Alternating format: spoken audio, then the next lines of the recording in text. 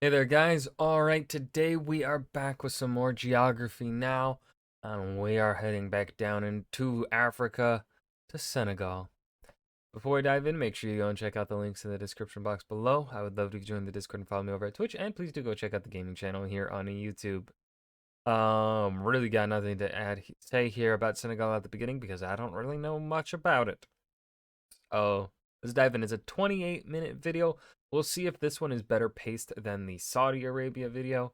And I felt the Saudi Arabia video dragged on for me. I feel like there's fat in areas that could have been trimmed down, and then there were other parts where I was like, they probably could have expanded upon that and actually still made it a 30-minute video. But anyways, diving in. All right, back in Africa, this time Senegal. For those of you that don't know, during French colonial times in Africa, it was kind of like Okay, so Ivory Coast, House of Cocoa production. Good. All right, Molly, I want to report on the Azawad region. Togo, you just do you. Oh, hey, Senegal. Okay, I'm not gonna pick favorites, but you're the capital and you're in charge. Now here's a bunch of money. Oh. Oh, wait, come back. I need you to look good for me. Yeah, and then after independence, it was like Africa will rise again. Senegal is free. Yeah, it's interesting because they kind of stayed close even after the. It's time to learn Okay. geography. Now! Hey everybody, I'm your host Barbs. So Senegal, it's kind of like a country of class and prestige. I guess you could kind of say Senegal is kind of like the sugar mama matriarch of West Africa. And speaking of sugar, you can get Geography Now mugs with coffee and sugar mixed in with them at geographynow.com with all the other Geography Now. It's like the only yellow shirt I have. Actually, I found another one. Whoop-de-doo. Anyway, go to geographynow.com Yeah, to get. that's more green. It's a green yellow. I wouldn't call that yellow. I mean, it's a yellowish. Like a light green with a tint. Get Geography Now merch if you want. It's not selling out if. In comparison to the previous shirt, it's not a more green. It's my brand. Anyhow, very quickly, this episode was filmed during COVID-19 pandemic times, so obviously everything will be filmed in my office, and all the guest hosts and guest stars will be filming at separate time slots, so we're not all crammed together. That being said, let's explain more in the next segment, the... Alright, so if you look at Senegal on the map, you'll see that its location kind of played a huge role in what would become the crossroads of domestic African inland empires, followed by centuries of intercontinental interaction. All because Senegal is kind of like the door to Africa. First of all, the country lies in West Africa, and in fact, the westernmost point of continental Africa lies in Senegal too. The Pointe des Almides on the Cap Vert Peninsula, which juts into the Atlantic Ocean. This little extension gave Senegal a geographic advantage, as not only as a port for shipping, but as a final destination for various trans-Saharan trade routes that would end here in both ancient and modern times. The country is surrounded by 4 other countries: Mauritania, Mali, Guinea, and Guinea-Bissau. However, remember, the entire country also surrounds the small, narrow nation of the Gambia from the coast to about 2/3 inland, effectively making the country look like a giant Pac-Man. The northern boundary with Mauritania is bordered by the Senegal River, which cuts off at the town of Balou and follows the Falémé River branch for a while, and then from there a series of dry riverbeds and arbitrary drawn lines make up the remainder of the boundary. The country is divided into 14 regions, with about 70% of the population living on the west side, especially along the coasts, with the capital and largest city, Dakar, located on the Cap Vert Peninsula. The largest and busiest airport is Blaise Diagne International, which was built because the former busiest airport, Leopold Sédar Senghor International, was too small. From there, there are about 20 other smaller regional airports and airstrips, but the only ones with regular scheduled service would be Cap Skirring and Ziguinchor in the south part of the country. The second largest city outside the Dakar metropolitan area would be Touba in the Diourbel region, just east of Dakar. Keep in mind though, over half of the population are rural and live in small villages. It's so cool one thing I do like that they do here in this segment is when they do those zoom-ins to like the aerial aerial view of the towns, like you can just see you can still see that one town in the middle there of the desert, in the dry region there. It's just like, I don't know, so many humans live there that it's visible from space. villages spread throughout the nation. The country has 8 main ports on their coasts, and the biggest and busiest one that contributes to about 90% of the entire country's trade being the port of Dakar. The country has 2 main rail lines operated by the national company Transrail, one that goes north from Dakar to St. Louis, and the other that goes west to east into Mali at the town of Kidira and extends further into the country of Niger. Finally, keep in mind, during French colonial times, St. Louis actually used to be not only the capital of Senegal for over 200 years, but also the capital of the entire French West African colony from 1895 to 1902. Later, Dakar was made the colony capital until independence in 1960. It's important to note that yes, Dakar was one of the main ports of transport for the Atlantic slave trade, and today many Africans in diaspora come to Gorée Island, which is where many of the enslaved people were sold and transferred. It's also important to note that right after independence, they also kind of had a few joint spin-offs with other nations. It was kind of like, Let's become one country called the Mali Federation. yeah! That was not a good idea. Bad idea. And then in the 80s, it was like, You know, Gambia, you and I are culturally very similar, and I've been surrounding you. Why don't we just give it a shot? Sure. All right. Ugh. We are done. in the end, you can't really add anything to Senegal. It's just Senegal. Anyhow, if you decide to visit this country, some of the top notable sites you might want to check out include the Ifan African Arts Museum, the Gate of No Return on the Slave House of Gorée Island, the Women's Museum, Cap Manuel's Abandoned Bunker, the Museum of Black Civilizations, the Senegal Stone Circles, the Massalikul Jinan Mosque, the Grand Mosque of Touba, the Grand Mosque of Dakar, the Mosque of Divinity, and probably the most notable landmark, shit. the African Renaissance Monument, the largest statue in Africa. Love the baby just going onward to glory, to independence.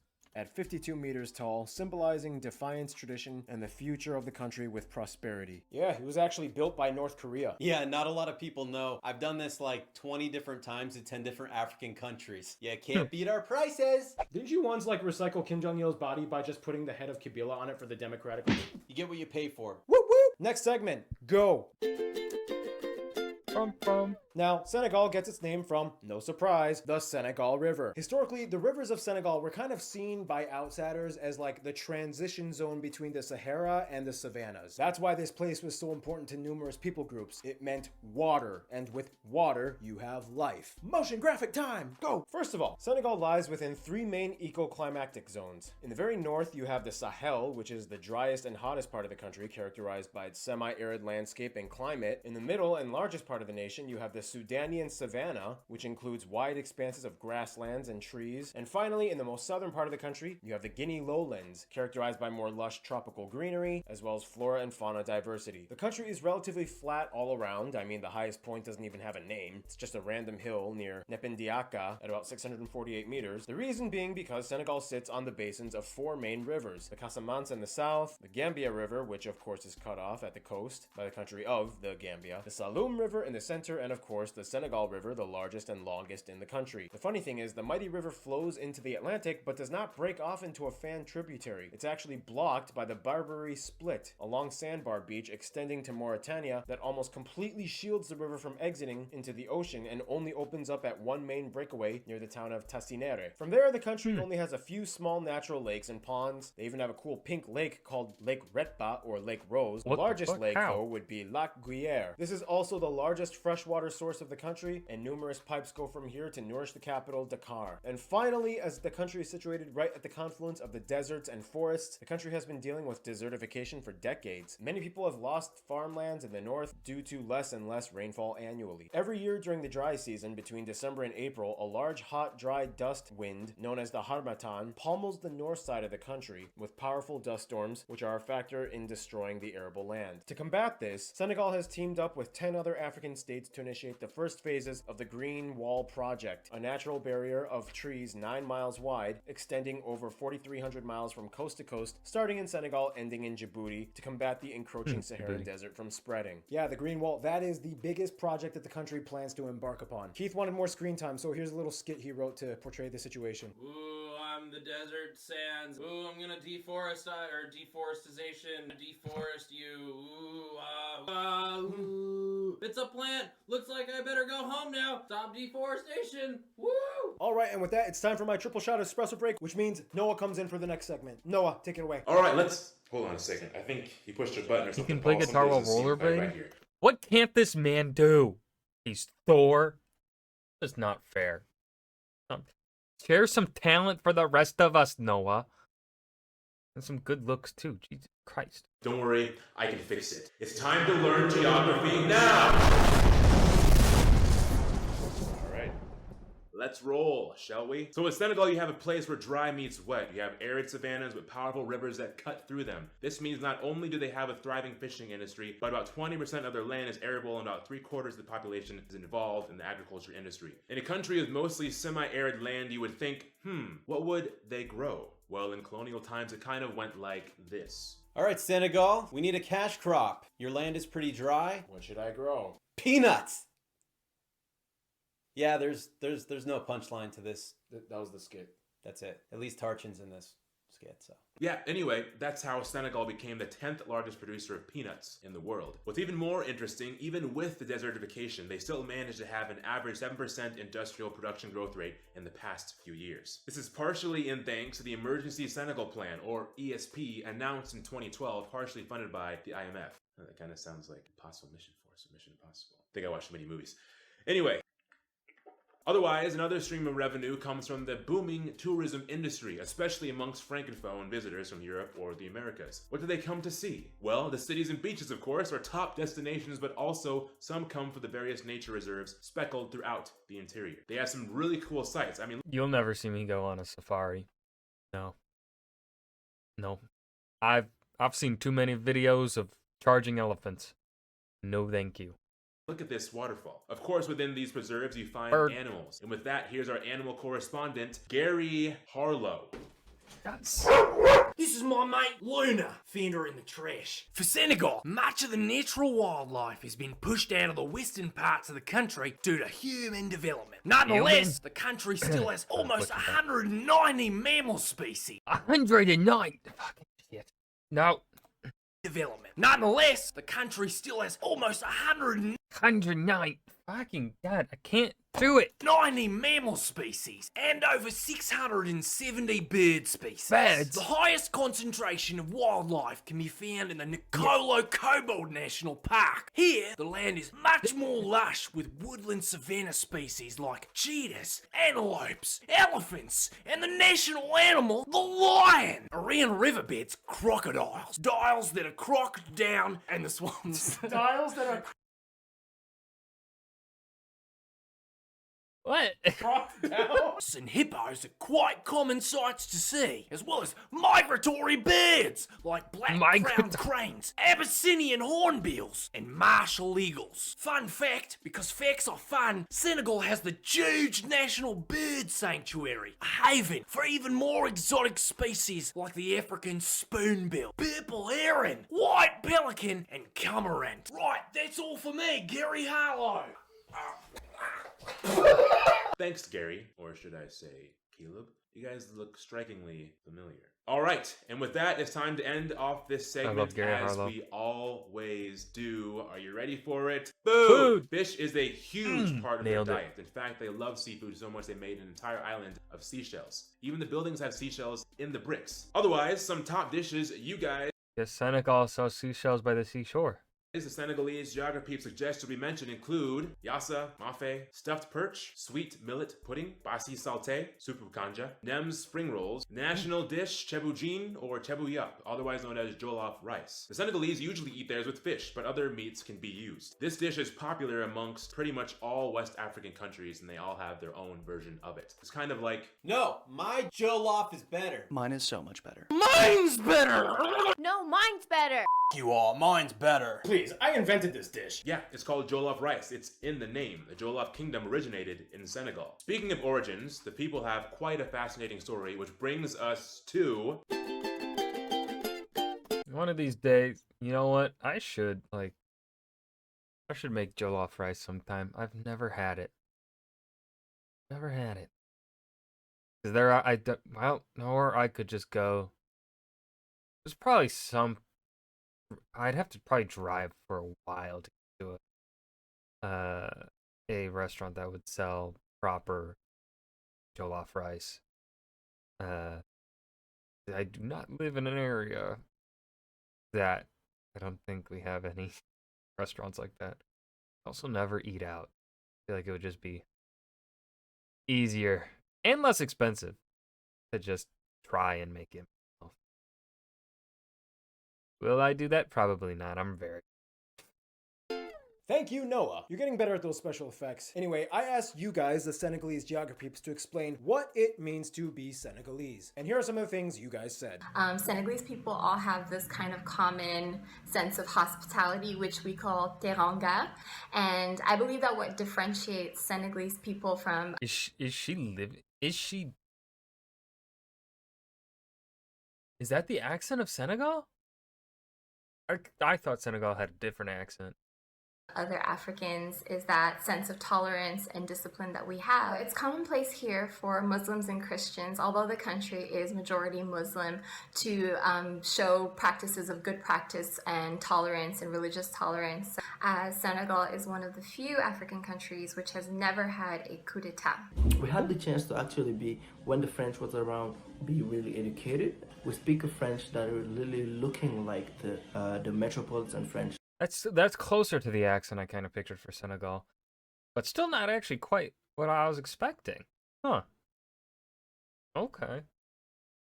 It also means that we were the one witnessing a lot of the harsh past of Africa, because we have this island called Korea where most of the people that got deported departed from. It means that we are the last anchorage of those people to their roots. We created like a mosaic of our culture. Like people between each other learn each other's language, mix up together. We don't stay like.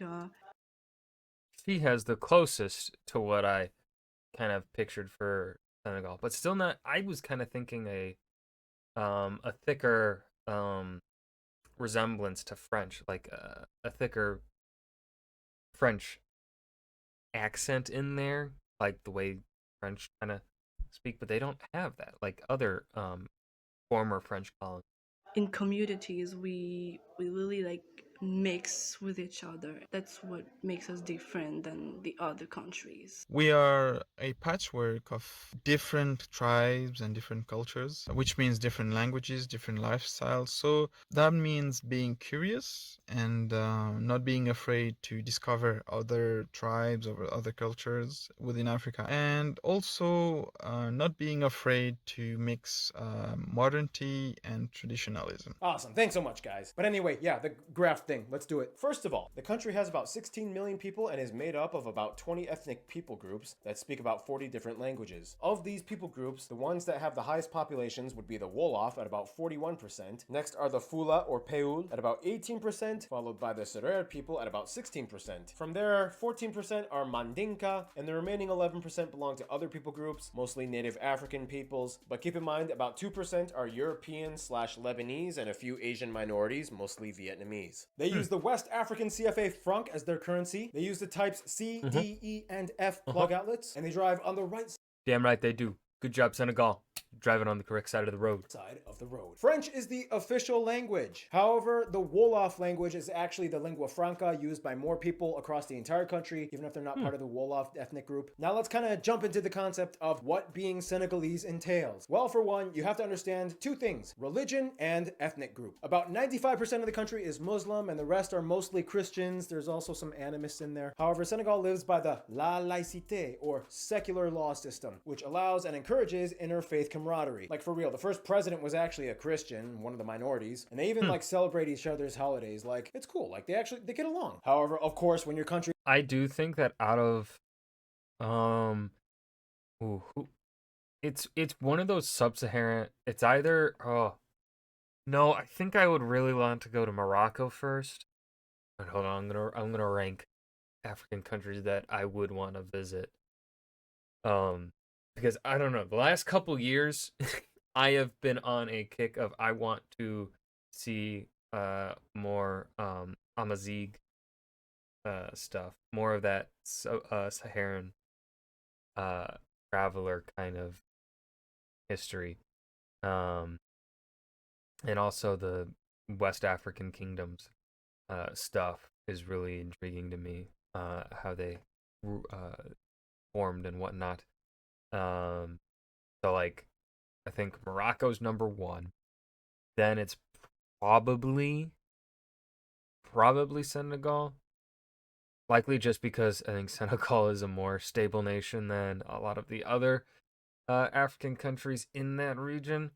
Would be a safer place, a more safer place to travel to those parts.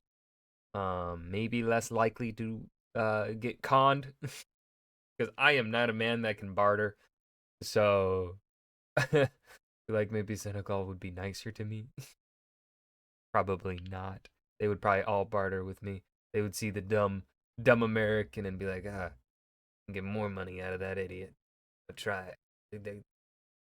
Yeah, probably Morocco, Senegal, then probably Egypt, be third, just because of the fuck, right?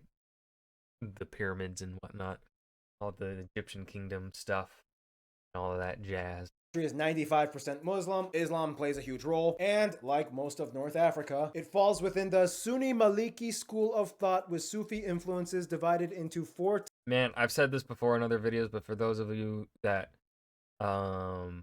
may not have heard me say it before, I'll repeat myself. I took a early Islamic history class in university. It was a great class. Really, if you have the option to take those kind of classes that are not centered around Western powers, right, or colonialism, take them. They're some of the best classes because you learn so much new stuff. But that was the one thing when Islam started really having to split off into its different schools and whatnot, had the Shia Sunni split. I started getting completely fucking lost. I had no clue. I didn't understand the differences. I couldn't keep solid track of them. Tariqa or brotherhoods. That's a whole other thing to explain. But basically, Senegal has one of the largest religious pilgrimages on earth, the Grand Magal. It takes place at the Mosque of Touba to celebrate the teachings of Sheikh Amadou Bamba. You'll see his picture everywhere. Moving on. Today, the Senegalese are all just Senegalese. However, many people still hold ties to their heretical social status, whether it was rooted in nobility to a former kingdom or servitude to said kingdom. Long story short, the Wolof and the Serer people had the most influential kingdoms, and today many communal chiefs in villages can trace their lineage back to one of these royal households. You had things like the Jolof kingdom that ended in 1890. It had like a spin-off called the Kayor kingdom. For the Serer people, you had like the Walo kingdom, which had that badass queen. There was the Saloum dynasty, the Sine dynasty. We could go on and on. Explaining Senegalese royalty is like calculus on crack. In any case, today, everybody is a citizen in a republic. With that being said though, each ethnic group has their own unique quality. I'm gonna try to summarize it based off of what I've learned from you guys. Long story short, the Wolof, the largest group, they're kind of like the head honchos. They do the most business and industry. The Wolof are known for having some of the fastest drums and dancing in all of Africa. Really cool celebrations and art. The Serer and Fula people are basically cousins. The only difference is that the Serer kind of decided to move along the coasts and they worked a little bit more with the Wolof people, whereas the Fula are kind of like semi-nomadic herdsmen in the interior of the country. I was told there's kind of like an inside joke when a Serer person meets a Fula. It kind of goes like this. Hey, what ethnic group are you from? I'm Fula. What are you? I'm Serer. You're my servant! Then you have other people groups like the Mandinka. We talked about them in the Mali episode. They're also renowned for having that very important cloth. What's it called? Seuru Rabal. Like they wrap their babies in it. They have marriages under it. They wrap their dead in it. This cloth is everywhere. You have the Soninke people whom are like the descendants of the former Ghana Empire, so their lineage goes way back. The Lebu are mostly fishermen and like wealthy landowners, and also they're kind of like the cousins of the people in Cape Verde. The Basari are kind of like the ancient people that live in the rocky highlands of the Futa Jalon area. The Diola or Jola people are like the southerners. They have good cooking and they get along with people in the Gambia. Then you have the Casamance people. They have a higher population of Christians and animists, and they are home to Senegal's only internal conflict zone. They have a lingering independence movement that's been going on since the 80s. And those are like the largest people groups. There's a lot more, but yeah, time is of the essence. Another Senegal side note though, aside from maybe the Nilotic peoples of East Africa and some Melanesian/Austronesian people groups, Senegal is known for having some of the darkest skin tone complexions on earth. And there's actually kind of like a dark revolution going on to combat this skin bleaching industry, and it's really cool. Models like Kouria Diop, known as the Melanin Goddess, have come into the spotlight, shattering the industry standards, encouraging little girls to do so likewise. That's pretty cool. We need more people people like that. I mean, I got Korean heritage. I've noticed Koreans kind of do that a lot. They like bleach the crap out of their skin. Like every K-pop star does it. Why do people do that? Like, you look like a ghost on crack. Like, stop doing that. Sorry, I'm a little riled up. I know I'm not supposed to do that on this show, but I mean, I've never seen. Is that a first? I think that's a first from Barbie. Whoa, I like it. Jeez, come on, skin bleaching. Come on, come on, come on. Anyway, Senegal was and still is a front runner in the revival of the Pan-Africanist movement. They hosted the Festival of Negro Arts. I feel really uncomfortable saying that word. That's what it's called. I know my Latino subscribers are probably like, ¿Cuál es tu problema? Solo es una palabra, negro. But like, it's not the same thing when you say it in English. Anyway, it was established in 19... Yeah. Yeah. Yeah. 1966 in Dakar, That's all with I the have to intention say. of reorienting black people back to their African roots and traditions. This was what would inevitably precede numerous Pan-Africanist establishments and buildings. Fundamental Institute of Black Africa, the Houses of Youth and Culture, the Craft Village of Sumbadiun, the Dynamique Museum, the Daniel Serrano Theatre, the Tapestry Factory of Teas? Ties? Teas? I don't know. Things like these. And from there, the prestige of Senegal started to kind of grow in every field of social status, including one of the most well-known fields, athletics. And with that, we're going to try a new segment called The Sport Part with Art. Here we go. New segment, okay. If you spin it more than 3 times, that's playing with it. He's back, guys. Athletics are very important to the Senegalese people, and they have one of the most active national sports scenes in all of Africa. In 2002, they even made a national holiday after they beat France at the World Cup, which was their first appearance. And since then, they are actually only one of 3 African teams to ever reach the quarterfinals at the FIFA World Cup. They've also hosted the All Africa Cup in 1992, and many players from Senegal have gone on to be drafted onto other teams across the world. The most famous player that's probably... What the I just wanted to ruin a take. Yeah, you ruined it. Yeah. The most famous player that ever came I don't want to see their reaction. across the world. The most famous player that's probably... What the I just wanted to ruin a take. Yeah, you ruined it. Yeah. The most famous player that ever came out of Senegal is probably Sadio Mane. He also won the title of African Footballer of the Year in 2019. He's a big deal. All right, guys, I need to put him down for a second. 1 second. Tartan, go down. The most well-known and respected sport, though, would have to be the traditional Senegalese style of wrestling, or wrestling with hitting. As in, yes, you are allowed to hit each other. What bam? I bet people, so it's like MMA. Yeah, it's kind of like MMA. Yeah. The objective is to have the opponent's knees, shoulder, or back touch the sand, or push them out of a given area. What started as a tradition... Well, wait. If the goal is to have their knee hit the sand, then this man lost. Or back touch the sand or push them out of a given area. What started as a traditional folk pastime has now gained international recognition as massive crowds from all over the world come to witness these events. And finally, Senegal is set to host the Youth Summer Olympics 2022. So if you want to go watch some kindergartners go run around a track and fall over each other and puke on each other and do all that some fun stuff, you should do that. Yeah, prepubescent kids. That's fun to watch. That sounded wrong. Yeah. Barbie. You can't believe I said that. And blacklisted. Thank you, Art. And I guess now that means we can move on to culture stuff with Random Hannah. Hannah head spinning in. Okay. It is said that the Senegalese have a sense of Tiasan. Like many other Saharan and Sahelian people groups, much of the backstory is rooted in oral tradition and iconographic and often surreal imagery. Custom-wise, polygamy has been practiced for thousands of years. Today, most polygamous unions follow Islamic law, and about a quarter of the population are in polygamous relationships. It is not uncommon to see kola nuts used as a gift from the groom to the woman's family to assist marriage proposals. In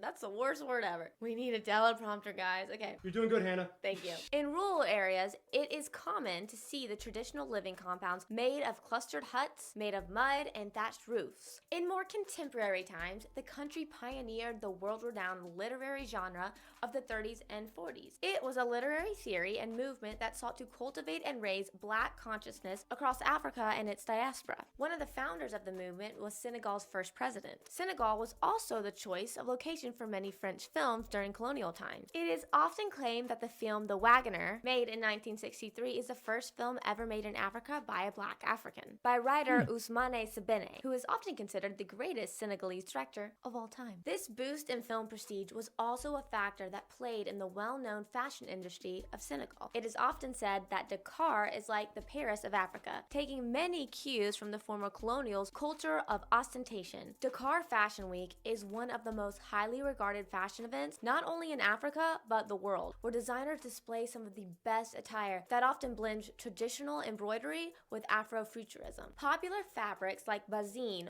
waxcloth, tioop, and khartoum are used in traditional gowns like boubous for both men and women. Otherwise, Senegal has a bunch of celebrations. You have the Tajabon, which is celebrated on Ashura. You have the Sim Parade, where people dress up like lions. For the Christian community, Christmas and Good Friday are a big deal. And finally, National Independence Day is April 4th. Festivals with lots of music. Now it's Keith's segment. Good luck, guys. Just for the, whole Suey and whatever bunch of nonsense, Arsis is a really great band. The guitar player is a good friend of mine. That's my commentary. Fair use, don't sue. Traditionally, Senegal had much of their music inspired by the empires such as the Mali Empire, the Ghana Empire, and so on. Like we had discussed in previous episodes, Senegal comes from a strong griot culture. What are griots, you might ask? They're basically performers slash storytellers that would travel around in the desert telling stories and usually bringing particular drums with them. Many of them have kept the ancient arts alive and many of them became famous, like these awesome people. Otherwise, from the 20th century on, there's been lots of contemporary music. There's been lots of jazz, Afro pop, Afro beat, you name it. I'm sure there's even some metal bands that even exist within the country itself. However, the one musical style that Senegal would be known for is mbala. Sounds kind of like reggaeton, but like French and African mixed. It's basically rooted in the traditional music of the Serer people. It even comes with its own dance, which is characterized by eccentric, fast-paced, sometimes sexually suggestive dance moves like the dog or the electric fan. Apparently the electric fan is when you shake your butt in a circular motion like a fan, so that's kind of cool. So basically the Senegalese people like to dance fast. Music is good. I guess. Okay. Thank you, Keith. And now, rapid fire, here is the very condensed history segment of the country. In the quickest way I can condense it. Neolithic Senegambia period, Ghana Empire, migration of Wolof, Serer, and other people groups, Berber Almoravids come in and introduce Islam, Arab slave trade, Mali Empire, Songhai Empire. This Portuguese guy becomes the first European to document landing in the Senegal River. The Dutch take over Gorée Island. French and British come in, take over Senegal and Gambia. Atlantic slave trade, mostly to French territories in the Americas. Privilege to the four communes with parliamentary seat. Independence from France. Quick Mali Federation that didn't work out. Portuguese military drama in Guinea-Bissau in the 70s. 1981 first peaceful transition of elected officials. Senegambia Union for 7 years. Casamance drama. Tourism starts and gradually kicks off with more infrastructure investment. And here we are today. Not bad. Certainly better than the Saudi Arabia history segment. Oh yeah, not bad. The top notable famous Senegalese people across the world that you guys suggested I mention in this episode include Alberi Ndiaye, king of the Jollof Empire, Latior Ngone, Latir Diop, king of the Cairo Kingdom, Queen Fatim Yamar, Bouraye Mbodj, and these two princesses, Mame Diarra Boso, Youssou N'Dour, Baba Mal, Kumba Gallo Sek, Akon, Gabrielle Sidibe, Issa Rae, Estelle Singer, Anna Diop, Mariam Baba, Jibril Diop Mambedi, Sheikh Anta Diop, and Alhaji Diouf. Whew, yeah, so many cool Senegalese people. They've made a mark on the world. And that's a great way to move on to the last segment of this episode, the Now, when you're a francophone nation, you have access to literally every continental region on Earth. And Senegal, being one of the front runners of francophone Africa, kind of uses that to their advantage. First of all, for one, As they should. Vietnam has close ties as there is a small Vietnamese community brought in after the Vietnam War, as both were former French colonies. This is why you see some of the influence in foods like nem spring rolls, which are a popular dish. Later in the 90s, more came during the UN's Agricultural Project Initiative, and they can mostly be found in Dakar. In addition, Lebanon has close ties, as many Lebanese people immigrated in the early 19th century when France occupied Lebanon. They make the majority of the Shiite community, and it's also why shawarma is a popular dish. With France, of course, slavery times caused problems in the past, but even amidst the harsh times, Senegal was still kind of favored, and to this day, France still kind of has a soft spot for Senegal. Back in the day, St. Louis was actually the capital of French West Africa, and anybody born in Dakar, Gorée, Rufisque, and St. Louis were automatically French citizens. The two governments get along very well today, but of course, the Senegalese citizens never forget the damage of the past, but they don't dwell on it either and move forward. Back to Africa though, one of their close friends would be Guinea. They kind of set the example of the fight towards independence, and their leader even led them to becoming the first independent nation out of West African French colonies. Senegal contributes a lot to their economy by importing goods from them. Also, there was a large group of Guinean immigrants in Senegal, and the people from the two nations often get married. Mali, of course, is a close friend to Senegal as well, as Senegal kind of gives them access to the ocean, especially on the autonomous port of Dakar, and Mali gives them resources from the inland areas. And of course, historically, they've shared a lot, as they were both parts of various empires like the Songhai and Mali empires. For their best friends, however, many of you guys, the Senegalese geograpeeps, have told me it would probably be the Gambia. They are literally the same people. The only difference is that one was colonized by the UK and the other was colonized by France. They both speak Wolof and other languages common in both countries. They both have the same cultural references, eat the same foods, dress the same, and when a Gambian and Senegalese person meet abroad, they just have an instant connection and get each other. In conclusion, the people of Senegal are quite special because they're kind of like the descendants of the kingdoms that connected and shared the mysteries of the interior deserts of Africa to the outside world. Stay tuned, Serbia is coming up next. And that was Geography Now, Senegal. This was better than the Saudi Arabia episode, 100,000%. This was just better paid, easily. But yeah, I've got nothing to add here at the end. That was good. I hope you guys enjoyed as well. Remember to hit that like button and subscribe for more. I will see you guys in the video. Peace.